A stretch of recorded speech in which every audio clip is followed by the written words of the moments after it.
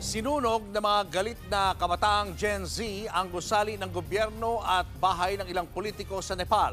Kabilang na rin dyan ang bahay ng isang dating Prime Minister kung saan nasunog ng buhay ang kanyang misis. Ang buong pag-aaklas ng kabataan doon sa Frontline News Abroad. Nagliyab ang Parliament Building sa Kathmandu sa Nepal. Murdabad! Murdabad! Nilusob at sinunog ito ng libo-libo mga ralista na binidyoan din ng mga nangyari. Sa laki ng apoy, binalot ng makapal at maitim na usok ang lugar. Nag-vandalize din sa gusali ang mga nagprotesta. Bukod dyan, sinilaban din nila ang iba pa mga gusali. Kabilang na ang headquarters sa mga ministro.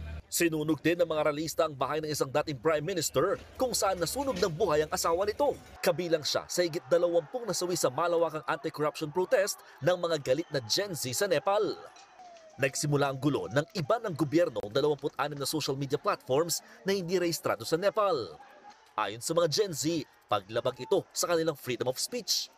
Bukod dyan, ikinagagalit din nila ang umano'y korupsyon ng mga politiko. Kaya viral din ang online movement laban sa mga Nepo baby at Nepo kids. Ang lakas daw kasi maka-lavish lifestyle ng pamilya ng mga politiko habang naghihirap ang mga ordinaryong tao. Dahil sa marahas ng mga kilos protesta, nagbitiw na sa pwesto si Nepali Prime Minister KP Sharma Oli. Nanawagan na si President Ramchandra Paudel at ang Nepali Army sa mga ralista na makipagdialogo.